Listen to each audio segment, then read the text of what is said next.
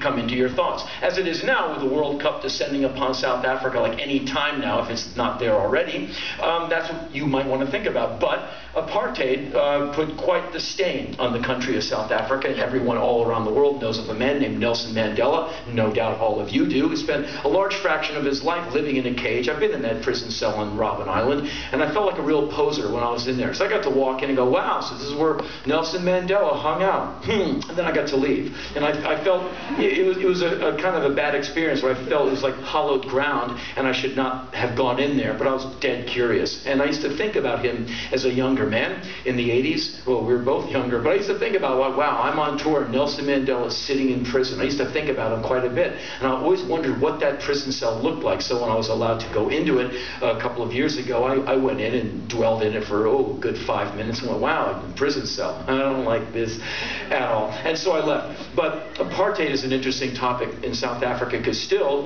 they fight it.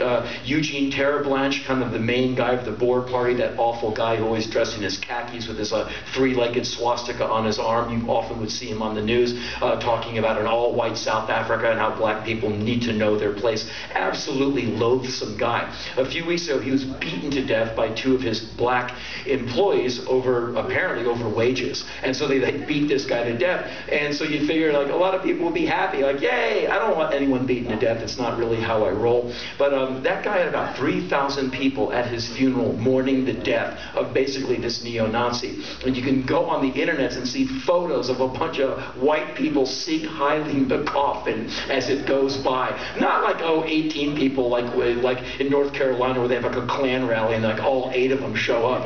3,000 people all going, we miss you! Like, really? Ew. And so when you're in South Africa, you might want to say, what's up, apartheid boy? Like, what were you thinking? But you'd be kind of, you're on shaky ground there. And so when I was there this last time, I got to go to the Mandela Foundation, and I met a man named Sello. And Sello took me through it, and he said, we know that you're kind of a history guy. I'm like, yeah, I'm interested in history. He said, come into this room. He puts me in this room. I said, so where am I? He said, you're in the room that holds all of Nelson Mandela's archival stuff, all his writing, his correspondence, rare photos. And he said, we prepared some things we want you to look at. Figure you might like it. And he pulls out some notebooks, puts them in front of me. I said, what are these? He said, these are some of the many notebooks that Nelson Mandela kept in his prison cell, where he would copy any letter that he would send out. He would copy correspondence coming in, all his thoughts, his ideas, his notes, and take all the time you want. So I just sat down with these notebooks and went page after page reading the writing of Nelson Mandela, who wrote those notes inside that cell, which I got to tour through for 5 whole minutes. And I read for quite a while. Through his writing, his handwriting is very easy to understand and, very easy to read. And his grace under pressure, his ideas, I'm no expert. I read for quite a while, though, really, really inspiring.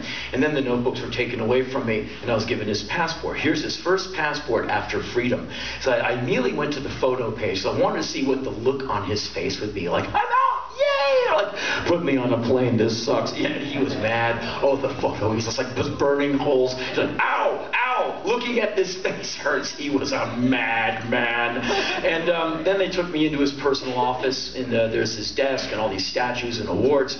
And behind his desk is a photograph of him and Barack Obama, and there's another photograph of him and President Clinton. Pretty moving. And then I was taken into a room that all the gifts that come in for Nelson Mandela, people write this guy like he's Santa Claus. Dear Mr. Mandela, my sister's a real jerk, and you need to straighten her out. And okay, Mr. Mandela, thank you. Get back to me soon. Here's my number.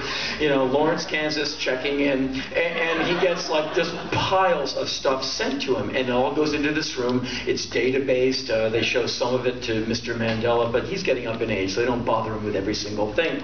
And so there's a pile of books. I go right over to the books, and on the top is an autobiography of Gordon Brown, who I guess is the now ex-Prime Minister of Great Britain. And I said, let me guess. This is sent to him by Gordon Brown. I'm going to open up, and there's going to be a signature. Nelson, your good friend, Gordon Brown. They probably never met. And inside there's a letter written from Gordon Brown to Nelson Mandela. Dear Nelson, I really want you to read my book. Dude, if you can get back to me on the book, hit up my Facebook page, check me out. And I put it all back, very carefully. And I said to Sello, I said, is he ever going to even see that book? He went, No. And like, well, the guy's got like 80 minutes to live. And if anyone in the world deserves to not answer the phone and watch MacGyver for the weekend and not do anything, I think Nelson Mandela gets to do whatever the hell he wants. He's given us all enough. But it made me think a lot about apartheid. Whenever I'm there, I think a lot about apartheid, because you're kind of walking through it. And you see the new South Africa, elements of the old South Africa. And the Constitution of South Africa was rewritten basically in 1996. So the ink is still drying on the document.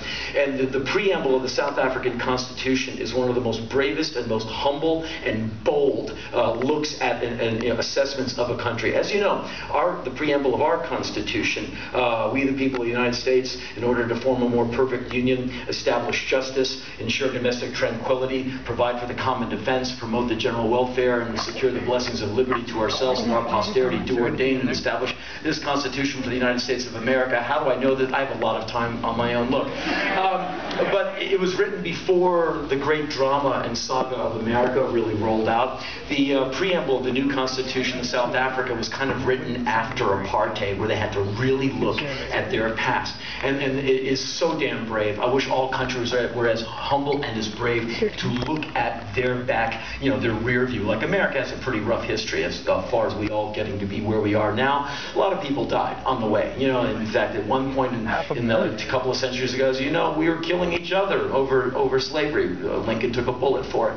No matter what anyone tells you, that's what it was about. And the preamble of the South African Constitution says, we the people of South Africa recognize the injustices of our past, honor those who suffered for justice and freedom in our land, respect those who work to build and develop our country, and believe South Africa belongs to everyone who lives in it, united in our diversity. We therefore, through our freely elected representatives, adopt this Constitution as the supreme law of the Republic, so as to heal the divisions of the past and establish a society based in democratic values, social justice, and fundamental human rights, to lay the foundation for a society that is democratic and open, in which government is based on the will of the people.